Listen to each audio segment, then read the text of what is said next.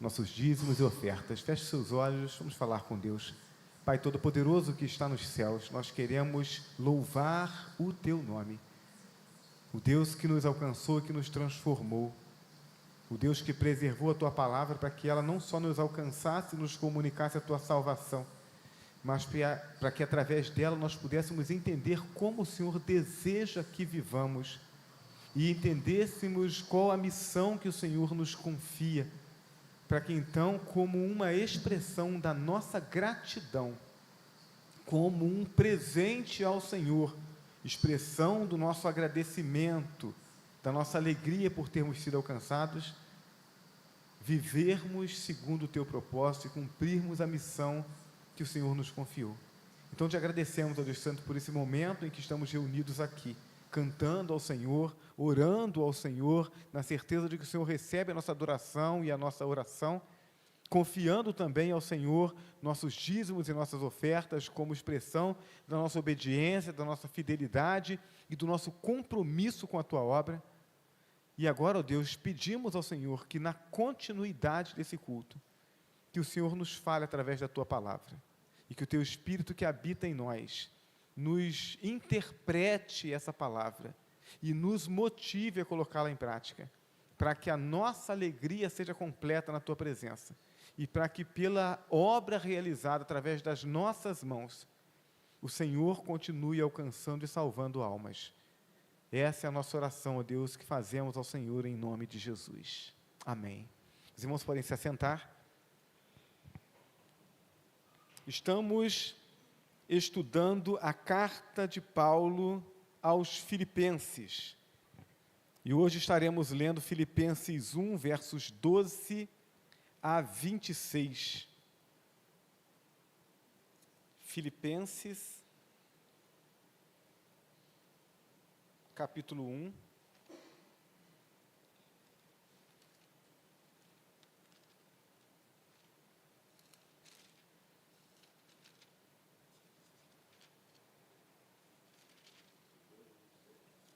Filipenses 1, do verso 12 até o verso 26. Antes de fazermos essa leitura, eu quero apenas trazer à memória dos irmãos, a reflexão dos irmãos, a razão de Deus inspirar, preservar a sua palavra e fazer com que ela chegue até nós, para que sistematicamente nós estejamos reunidos na quarta-feira à noite, no domingo de manhã, no domingo à noite, nos nossos pequenos grupos multiplicadores, também lendo a palavra em casa diariamente. O objetivo de Deus com isso é que nós vejamos a revelação dele na história, na vida dos seus filhos, que o testemunho está registrado na palavra, e nós possamos com isso entender não só quem Deus é, mas também entender aquilo que Ele espera de nós. Então, quando estudamos a palavra de Deus, seja ouvindo uma exposição bíblica no culto, seja através da escola bíblica dominical, em que nós recebemos um material para estudarmos e aprofundamos o conhecimento nesse material através das aulas, quando nós fazemos isso, a intenção no nosso coração precisa ser a de aprendermos aquilo que Deus está nos ensinando para colocarmos em prática. Então, a gente não vem ao culto apenas para participar de um ritual religioso. A gente não vem para a escola bíblica apenas para cumprir com uma obrigação em participar de um trabalho da igreja. A gente precisa fazer isso com intencionalidade. Eu participo do estudo porque eu quero aprender, para que aprendendo eu não só viva de acordo com aquilo que Deus espera de mim, mas que também o conteúdo que eu aprendi eu tenha condição de compartilhar com os outros. Quando eu faço isso com essa intencionalidade, então eu não terei mais aquela Bíblia que passa 1 ano, 2 anos, 3 anos, 5 anos, e ela continua ali bonitinha, sem nenhuma risquinha, sem nenhum comentáriozinho, não. Quando eu faço com intencionalidade, é impossível que eu não esteja com uma caneta na mão, fazendo uma anotação na margem da Bíblia, é impossível que eu não esteja com uma caderneta na mão, fazendo anotações dos estudos.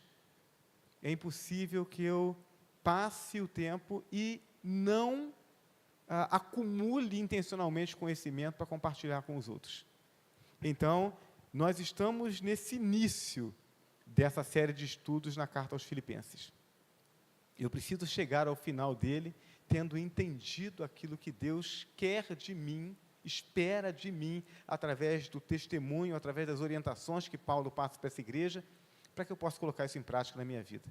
E eu preciso me enxergar como alguém que, se hoje ainda estou apenas aprendendo, eu preciso me enxergar como alguém que Deus quer, num futuro próximo, estar usando para abençoar a vida dos outros, para estar liderando algum grupo na igreja, para estar liderando um pequeno grupo que se reúne nas casas, para estar liderando, orientando, influenciando jovens e adolescentes da igreja.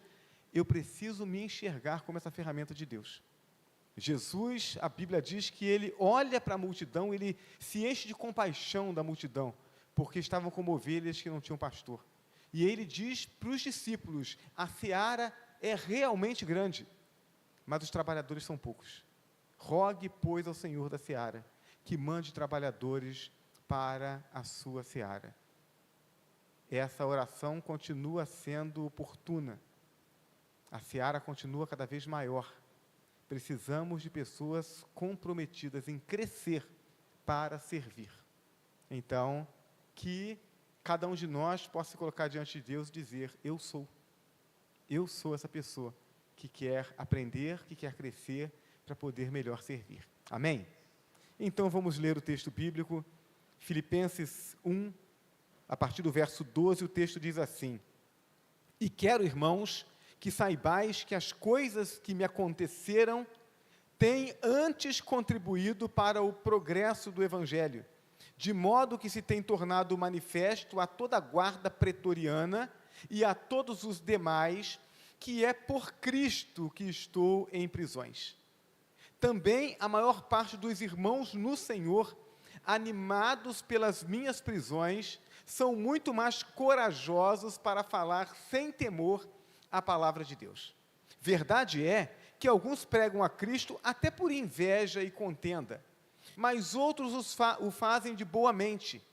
Estes, por amor, sabendo que fui posto para a defesa do Evangelho.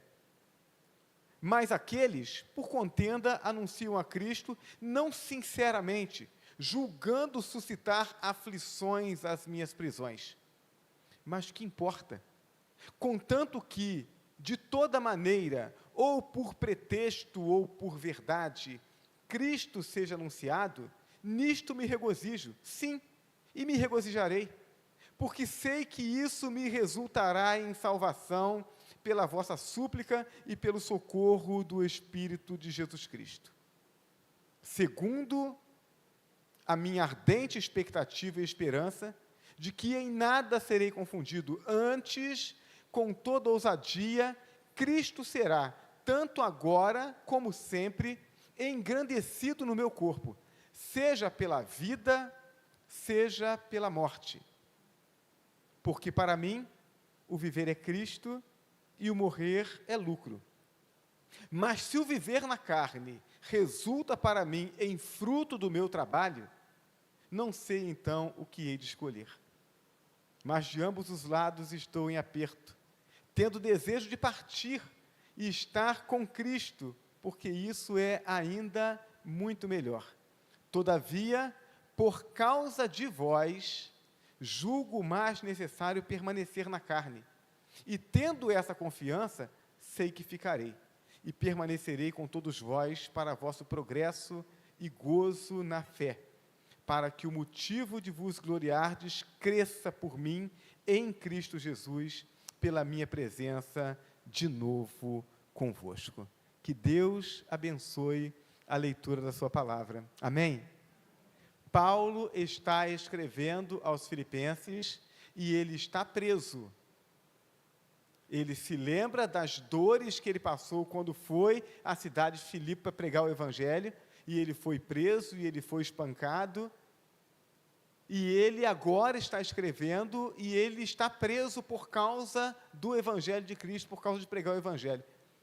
Mas a carta de Paulo não fala sobre os seus sofrimentos, nem de antes e nem de agora. A carta de Paulo fala sobre motivação. O objetivo do apóstolo, quando escreve essa carta à igreja dos Filipenses, é de fazer com que eles vejam na prisão dele uma motivação para continuar pregando o Evangelho. O objetivo de Paulo, e a gente vai falar sobre isso ao longo do estudo de hoje, o objetivo de Paulo não é falar sobre suas necessidades, mas esquecendo-se delas, ele pontua para a igreja dos Filipenses a importância do reino de Deus. O reino de Deus é mais importante do que todas as demais coisas que cercam a nossa vida. Paulo está preso, correndo risco de vida, correndo o risco de ser condenado. E nas palavras dele aqui, ele fala sobre isso. Cristo será glorificado tanto na minha vida, se eu for julgado e for absolvido e liberto, quanto na minha morte, se eu for julgado e condenado e executado. O que importa não é o que vai acontecer comigo. O que importa é que, independentemente de por que caminhos a minha vida siga, que Cristo seja glorificado, que a obra dele prospere, que a igreja cresça e que pessoas sejam salvas. Essa é a essência da palavra de Paulo à igreja dos Filipenses. E é isso que precisa encher o nosso coração. Porque em um tempo em que tem tantas distrações, em um tempo que tem tantas coisas que querem tomar o nosso tempo, e que faz com que falte tempo para se investir no crescimento espiritual, se investir tanto no nosso crescimento, quanto no crescimento dos nossos irmãos, que falta tempo para investirmos na evangelização e no discipulado daqueles que estão fora, nós precisamos voltar os nossos olhos para essa carta, e entendermos que existem coisas boas, existem coisas importantes, mas existem coisas necessárias. Eu não posso, por causa das coisas boas ou das coisas importantes, me esquecer daquelas que são necessárias. Importante é aquilo que, se eu faço, se eu tenho, vai me fazer algum bem. Necessário é aquilo que eu não posso deixar de fazer. Não posso deixar de cumprir o propósito de Deus. Então, com essa compreensão, nós vamos caminhar nessa carta e nesse trecho da carta de Paulo. Tendo concluído sua saudação inicial, o que ele fez até o verso de número 11, Paulo agora começa a tratar do assunto principal da sua carta. E qual o assunto? Sua prisão e a implicação dessa prisão no seu ministério apostólico e na obra de Cristo. Paulo tem a preocupação de que a sua prisão, o fato de ele estar preso, produza um impacto positivo e não negativo na obra de Deus. O objetivo dele é que as pessoas entendam que ele está ali por amar a Cristo. Teve várias oportunidades de negar a pregação do Evangelho, de tomar a sua defesa, de utilizar a oportunidade do discurso dele de defesa para defender a si mesmo, e todas as vezes que isso acontecia, o que Paulo fazia era priorizar a exposição do Evangelho da salvação, para que aqueles que de outra forma não poderiam ouvi-lo, naquele momento que o estavam julgando ou assistindo o seu julgamento, ouvissem a pregação do Evangelho. A preocupação dele não era de se livrar. Ele sabia que, se Deus quisesse, tirava ele dali a qualquer momento. A preocupação dele não era de se livrar, mas era de proclamar o Evangelho. E a preocupação dele agora é essa com a igreja. As pessoas, os meus irmãos em Cristo, precisam olhar para mim enquanto preso e encontrar motivação para continuar vivendo a vida cristã, ao invés de temor ou desânimo.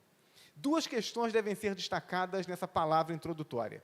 Primeiro, o ponto central do texto em questão, em torno do qual todo o texto se desenvolve, é exatamente o do verso 18. Ou seja, o interesse do apóstolo de que Cristo seja proclamado.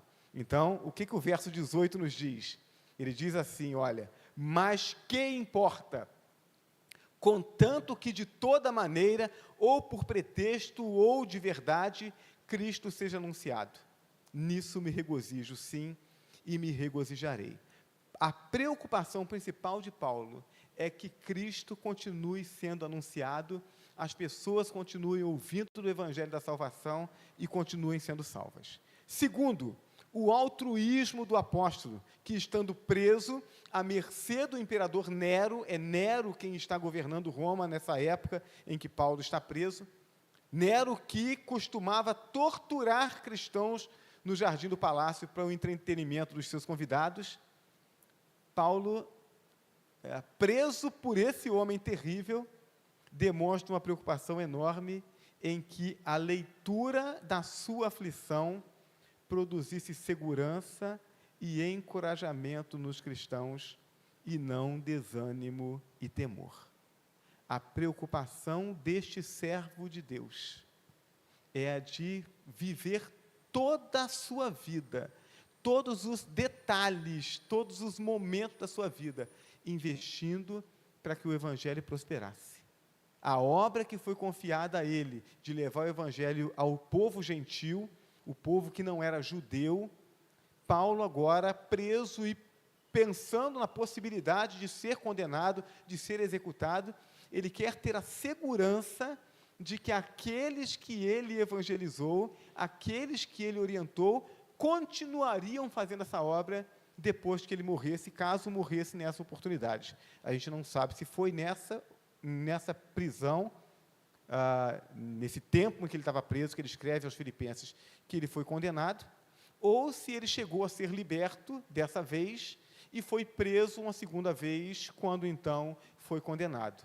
Os historiadores não têm essa certeza, né? Se foi da primeira vez, então a igreja tinha aproximadamente uns 5 anos. Se foi da segunda vez, a igreja teria próximo de 18 anos. Mas, em todas as duas vezes, Paulo corria risco de vida.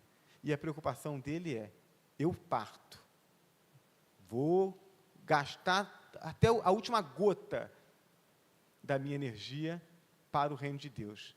E eu quero ter a certeza de que, quando eu partir, aqueles que eu discipulei darão continuidade a essa obra. Desse modo, o texto se apresenta pobre em informações históricas. O texto não fala sobre local, sobre data, sobre condições físicas de Paulo. Ele está preso, está escrevendo à igreja, e ele não dá informação nenhuma nesse sentido. A preocupação de Paulo não é falar sobre ele, sobre as dificuldades dele. É para motivar a igreja. Por isso, o texto é pobre em informação histórica, mas é rico em fé, em confiança, em visão de reino. Isso serviu de inspiração para os filipenses e deve servir também de inspiração para nós.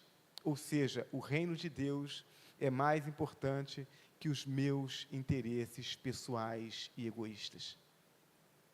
A história que está sendo escrita não é a nossa história, é a história de Deus. A gente pode escolher dar continuidade, dar prioridade à nossa história, e a gente vai caminhar à margem do Evangelho.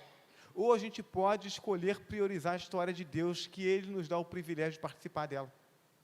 A nossa história, por si só, ela acaba na hora que a gente morre. A história de Deus continua eternamente, Ele nos chama para isso. Paulo entendeu isso, consagrou a vida dele a isso. E queria que os seus seguidores, os seus discípulos, seguissem os mesmos passos. Versos 12 e 13, o texto diz: E quero, irmãos, que saibais que as coisas que me aconteceram têm antes contribuído para o progresso do Evangelho, de modo que se tem tornado manifesto a toda a guarda pretoriana e a todos os demais que é por Cristo que estou em prisões. As palavras, portanto, põem em evidência aquilo que é realmente importante, ou seja, o Evangelho. Não olhem para os meus sofrimentos, mas para os interesses do reino. É isso que Paulo está dizendo. A palavra traduzida aqui por progresso, né, ele diz, olha, as minhas prisões têm servido para o progresso do Evangelho. E aí, a palavra traduzida aqui é a palavra prokopê, é uma palavra grega, e ela significa avanço a despeito das obstruções e perigos que bloqueiam o caminho.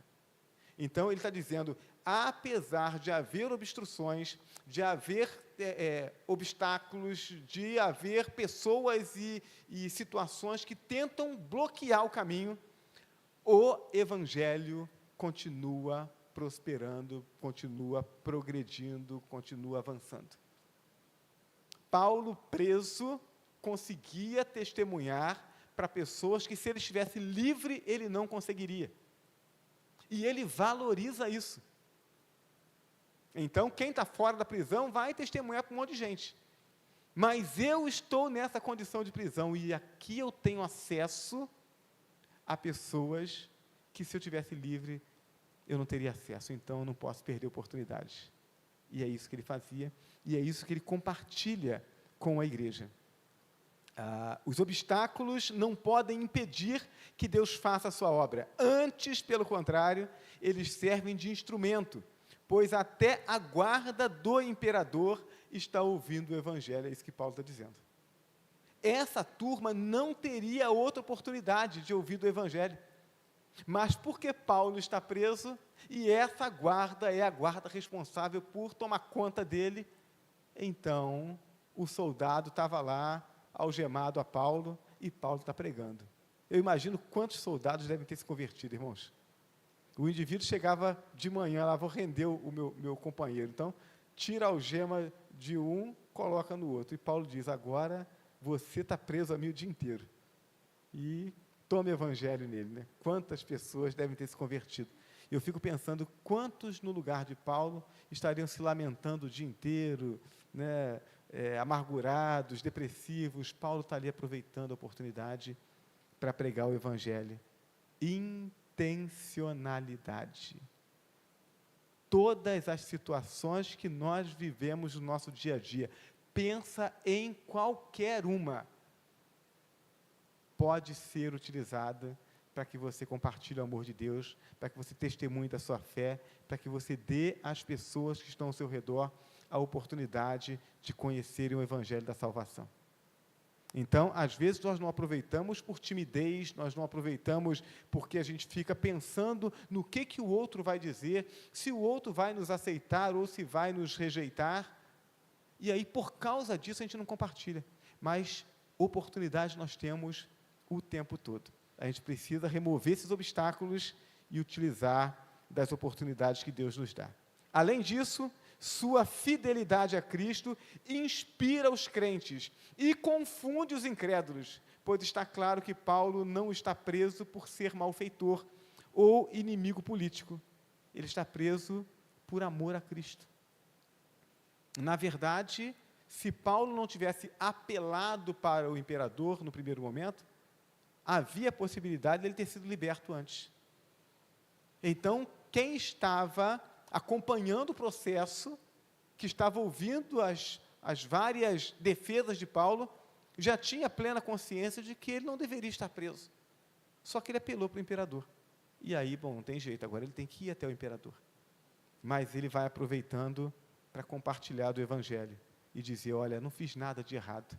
Eu estou aqui por amor a esse Cristo. E estou feliz por estar enfrentando as lutas por amor a Ele. E aí isso cria, né, amontoa brasas vivas sobre a cabeça daqueles que estão próximos dele. E faz as pessoas refletirem sobre a salvação. Precisamos viver mais isso, irmãos. Tem muito crente que, por muito pouco, faz do seu discurso diário uma lamentação só. E a gente precisa aproveitar as oportunidades para falar sobre o Deus que nos dá esperança. Porque as pessoas que estão ao nosso redor, elas estão carentes de uma palavra de esperança. O governo não vai resolver o problema dessas pessoas. Não tem cesta básica que alimenta uma alma faminta. O que vai alimentar é o nosso testemunho. Então, a gente não pode perder tempo. Verso de número 14, também a maior parte dos irmãos no Senhor, animados pelas minhas prisões, são muito mais corajosos para falar sem temor da palavra de Deus. Ou seja, a minha coragem de continuar pregando, tendo eu sido preso por causa da pregação, motiva outros irmãos a pregarem com mais ousadia. Eles olham para mim, Paulo está dizendo, e veem que as prisões, a ameaça de morte, não está me tirando o ânimo, pelo contrário, me faz ficar ainda mais empolgado em pregar o Evangelho, e eles olham e eles dizem, olha, então isso vale a pena mesmo, então vamos pregar também. E Paulo se alegra por isso, enfrentando as lutas, priorizando o Evangelho, o sofrimento e as lutas dele motivam outros irmãos a enfrentar os sofrimentos e as lutas também. Versos 15 a 17, verdade é que alguns pregam a Cristo até por inveja e contenda, mas outros o fazem por boa mente. Estes por amor, sabendo que fui posto para a defesa do Evangelho, mas aqueles por contenda anunciam a Cristo, não sinceramente, julgando suscitar aflições às minhas prisões. Os versos que nós acabamos de ler revelam que nem todos da comunidade cristã local estavam satisfeitos com as estratégias de Paulo e muito menos com a sua prisão, como se aquilo estivesse envergonhando o Evangelho. Então, essas pessoas que tinham inveja da liderança que Paulo exercia, do respeito que a igreja tinha por ele, essas pessoas aproveitam a oportunidade de que Paulo está preso e eles saem pregando o Evangelho não por amor aos perdidos, mas para mostrar que eram melhores do que o apóstolo. Estão pregando por inveja. E para que o apóstolo se entristecesse por ver que outros estavam tomando o seu lugar. E aí Paulo diz, fazem por inveja ou por contenda. Quando nós olhamos para um texto como esse, nós pensamos em como essa palavra, ela é contemporânea. Eu digo que a Bíblia ela não foi escrita para um tempo, para uma cultura. A Bíblia foi escrita para a alma do homem, e a alma do homem não muda. Então, quando nós olhamos para os nossos dias, irmãos, a gente vê coisas muito semelhantes a essa. A gente vê grupos religiosos, às vezes, se mobilizando para fazerem trabalhos, para fazerem cruzadas, para fazerem movimentos, não porque estão cheios de amor pelos perdidos, mas porque querem se destacar mais do que um outro grupo. Né? A igreja lá do bairro tal está fazendo um trabalho, e olha, todo mundo falando sobre ele, não, vamos fazer também, vamos fazer melhor do que eles. É por amor ao reino de Deus? Ou é só para aparecer mais do que o outro? Então, o coração do homem continua o mesmo. Mas aí Paulo diz, o que importa? Se estão fazendo de boa vontade, por amor ao Evangelho, ou se estão fazendo por inveja ou por contenda, não importa. O que importa é que Cristo seja anunciado. É isso que importa. Não importa se a pessoa que está falando, ela está com boa intenção no coração ou não. Ela está pregando o Evangelho, a palavra anunciada tem força própria. Né? Quantas pessoas ouvem a pregação, né, de pastores, de líderes, e entendem o Evangelho, aceitam o Evangelho, são transformadas, e aí algum tempo depois descobre que aquele líder está envolvido com falcatruas, está envolvido com imoralidade, um escândalo enorme. Aí a pessoa diz assim, e como é que fica a minha salvação? Eu me converti com ele. Fica muito bem, obrigado, porque não foi ele que salvou, ele apenas anunciou a palavra. Quem salva é Jesus Cristo, quem transforma, quem nos limpa, é a palavra de Deus. E é isso que Paulo está dizendo. Se estão pregando por amor ao Evangelho ou por inveja, não importa. Que se pregue o Evangelho, porque as pessoas ouvirão e serão transformadas. Verso 18, mas que importa, contanto que de toda maneira, ou por pretexto ou por verdade, Cristo seja anunciado, nisto me regozijo, sim, e me regozijarei. A palavra é santa e poderosa, mesmo quando proclamada por lábios impuros ou corações imaturos. Nem todo erro procede de um coração incrédulo, mas ainda que seja um coração incrédulo, se o que se prega é a verdade, vidas são transformadas. quando uma pessoa, independentemente do seu comprometimento com Deus, ela abre a palavra de Deus e ela expõe a verdade de Deus, vidas são transformadas. Agora, irmãos, se pessoas com o coração torto, pessoas cheias de inveja, sem compromisso com Deus, anunciam a palavra e a palavra transforma, quanto mais a palavra transformará se eu e você, que temos compromisso com esse Deus, abrirmos a nossa boca e proclamarmos a palavra. Precisamos abrir a nossa boca. Precisamos proclamar a palavra de Deus. Então, mais importante do que a vida ou a intenção de quem prega, é o conteúdo da mensagem. Se eu prego o Evangelho e eu creio 100% nisso. A palavra de Deus tem poder. A palavra de Deus é viva. Então, quando eu converso com uma pessoa não crente a respeito do Evangelho, eu procuro o máximo possível não falar sobre conhecimento científico, conhecimento filosófico. É o Evangelho puro e simples de Jesus Cristo que transforma. Então, ter o conhecimento das descobertas científicas, ter o conhecimento dos argumentos filosóficos é muito bom depois que você aceitou Jesus como Senhor e Salvador. Mas para crer no Evangelho, é preciso que se exponha o puro e simples Evangelho. Sem discussão, sem querer ganhar discussão com ninguém. É compartilhar aquilo que Deus está fazendo na sua vida. Quando a gente faz isso, corações são transformados. Versos 19 e 20, porque sei que isto me resultará em salvação pela vossa súplica e pelo socorro, pelo socorro do Espírito de Jesus Cristo, segundo a minha ardente expectativa e esperança, de que em nada serei confundido, antes, com toda ousadia, Cristo será, tanto agora como sempre, engrandecido no meu corpo, seja pela vida, seja pela morte.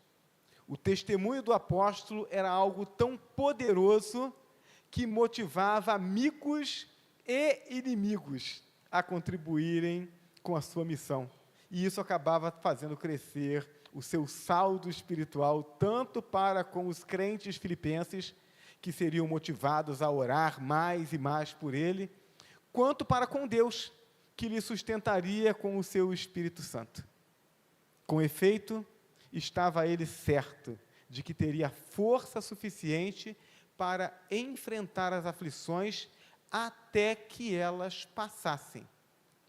Ele estava certo de que teria forças da parte de Deus para enfrentar as aflições até que elas passassem, até que elas cessassem. E elas poderiam cessar de duas formas. Elas poderiam cessar através do seu julgamento e absolvição, e aí ele seria liberto e voltaria a encontrar lá pessoalmente com os crentes lá na cidade de Filipos, e ele se regozijaria com eles e continuaria fazendo a obra. Mas o sofrimento dele também poderia cessar com a sua condenação e morte. E aí, se ele é condenado e ele morre, então ele estará com Cristo. E ele diz, isso é muito melhor.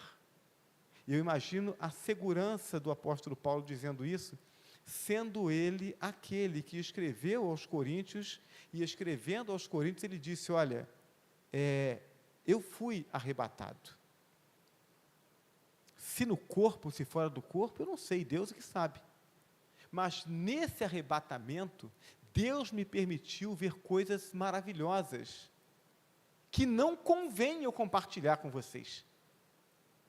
Paulo não só tinha um relacionamento diferenciado com o Cristo ressurreto, ele diz, quando ele escreve aos Gálatas, que aquilo que ele estava transmitindo para eles, ele não aprendeu de homem algum, aprendeu do próprio Cristo. Então, Cristo não só se revela a ele de uma maneira especial, quando ele cai do cavalo, no caminho de Damasco, quando ele ia perseguir os cristãos, mas Cristo continua se revelando a ele após isso. E dá a ele essa experiência de vislumbrar aquilo que seria o destino final dos crentes, o lugar que Deus preparou para que nós estejamos. E aí ele diz, agora eu fico apertado, porque o meu desejo é de partir logo, o outro lado eu já vi como é, e é muito melhor do que aqui. Então eu fico apertado, meus irmãos, o desejo é ir, estar com Cristo, porque é muito melhor. Mas aí eu penso, mas se eu ficar aqui um pouco mais, eu consigo fortalecer esses irmãos que estão aqui, então agora eu fico apertado. Eu não sei o que eu escolho. Estar com Cristo, porque é bom demais, ou ficar aqui para ajudar vocês. Mas aí ele diz, né, como eu entendo que ficar aqui fortalece vocês, fortalece o reino, vai ajudar o progresso do Evangelho, então é melhor ficar aqui. Mas ele está dizendo, o Deus que me sustenta, Ele me sustentará até que as aflições terminem. De uma forma ou de outra, Ele vai me sustentar. Versos 21 a 24, porque para mim o viver é Cristo e o morrer é lucro. Mas se o viver na carne resulta para mim em fruto do meu trabalho, não sei então o que hei de escolher. Mas de ambos os lados estou em aperto. Tenho desejo de partir e estar com Cristo, porque isso é ainda muito melhor. Todavia, por causa de vós, julgo mais necessário permanecer na carne. Paulo apresenta aqui uma série de declarações, né, que fazem um contraste, né, uma com a outra, e podem ser esboçados da seguinte forma, né? Primeiro, ele fala sobre vida, no verso 21. Para mim, a vida ou viver é Cristo. Aí, na segunda parte do verso 1, ele fala sobre morte. Morrer é lucro, porque morrer é estar com Cristo de uma vez. Aí, no verso 22, ele fala sobre vida de novo. Se viver na carne produz fruto para o meu trabalho, ou seja, enquanto eu estou vivo aqui, eu estou investindo em vocês, vocês estão crescendo, estão produzindo fruto, e isso está gerando lucro para mim. E aí eu me lembro do pastor Waylon Moore, falando que ele discipulou o homem que discipulou Billy Graham, e ele dizia, cada vez que eu via Billy Graham pregando e várias pessoas indo à frente, entregando a vida a Jesus, eu dizia, eu tenho parte nisso. E tinha mesmo. Então Paulo está dizendo isso.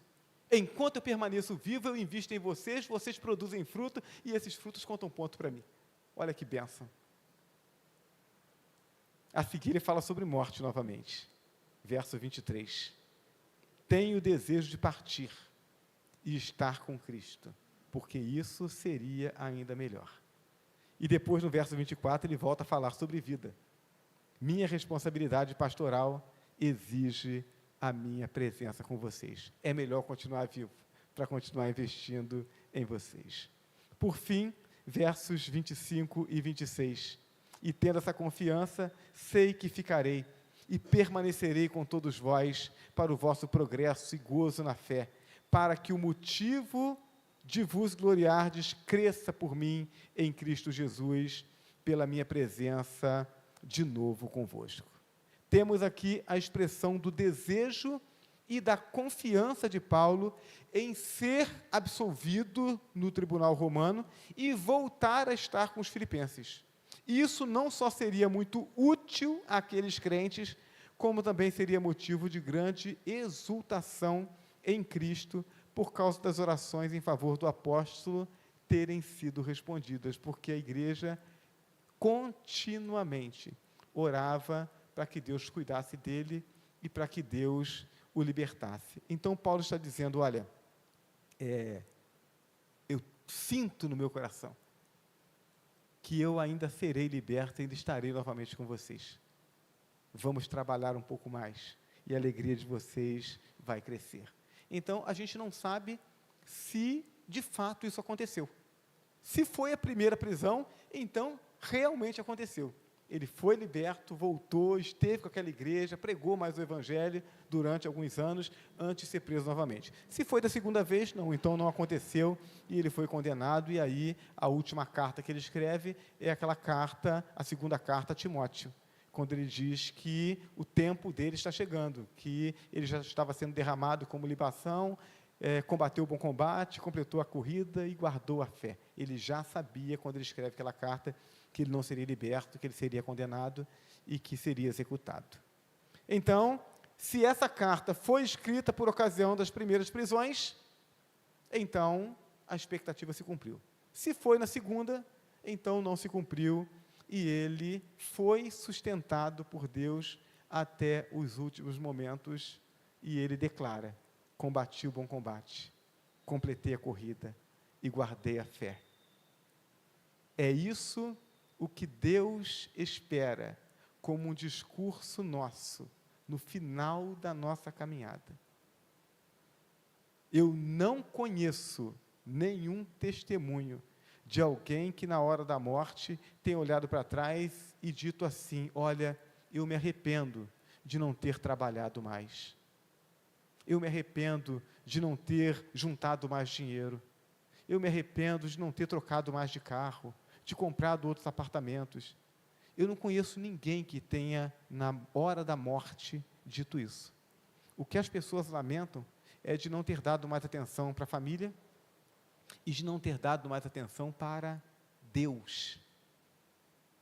Então, que nós, a partir desse testemunho, desse ensinamento do apóstolo Paulo, inspirado pelo Espírito Santo, que possamos escolher viver uma vida que no final dela, ao olharmos para trás, o nosso coração se encha de alegria, e ao olharmos para frente, para o porvir, se encha de esperança, para a glória do nosso Deus. Amém? Coloque-se de pé, vamos orar ao nosso Deus. Deus amado e bendito que está nos céus,